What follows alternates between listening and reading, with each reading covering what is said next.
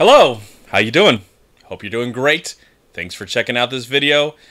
And now, welcome to my review of Born in China. This is the latest Disney nature film that centers on some place in the world with an animal that we've seen before, or some animals we've never seen before in locations maybe we've never been able to travel to. And Disney has been putting out these movies, well, forever, ever since Disney was around. But I think recently we've gotten many of these Disney nature movies in the last few years. In 2012, I remember seeing the chimpanzee one, and then I saw the bears one, I think in 2014, and then I think in 2015 there was a Monkey Kingdom, and there may have been some between those that I don't know why, if they came out, I missed them, or maybe I'm just losing it, and there hasn't really been any since the last one. I think the last one that I saw was Monkey Kingdom in 2015. I like these movies. These are a nice break from all the craziness that's going on in the world, all the craziness that's going on at the local theaters, some good, some bad, some great. So I think this is just a nice little break. So I invited my mom, and we've seen a couple of these movies. I think we have a couple of these movies together, and I just think they're nice movies. They are great examples of the beauty of the world that sometimes we don't get to see. And I just love the feeling as I watch these movies, seeing parts of the world that I've never been to, seeing animals that I'm aware of course, and then other ones that I've never seen before in my life. Now in this film we get to see a panda and her little panda girl. We get to see a snow leopard and her two cubs. I think that's what they're called, cubs, or what does a leopard call his? Well, whatever. They're two little small little leopards. How about that? Snow leopards. And then we get to see a group of monkeys, and there's some other animals that the movie doesn't really focus so much on that I don't really care to talk about.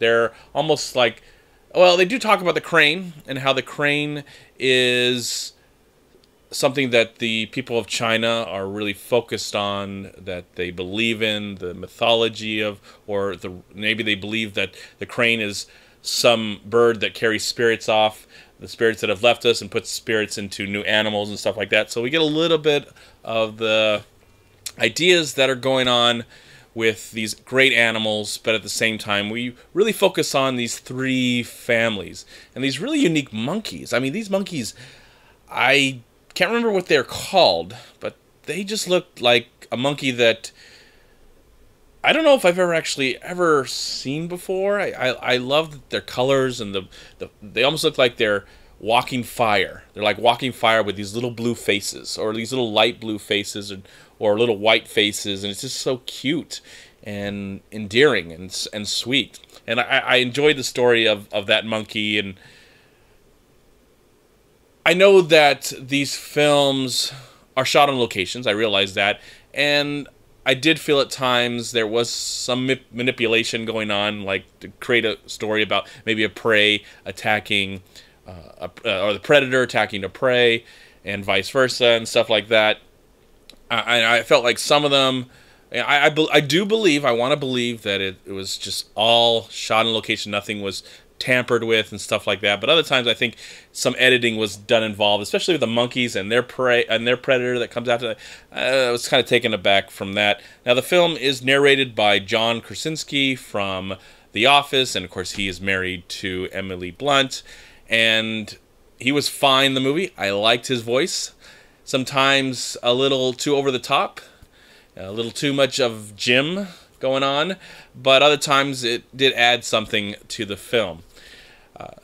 I did appreciate the nice, quiet, sweet moments that this movie has, especially with the panda and the relationship the pandas have with each other.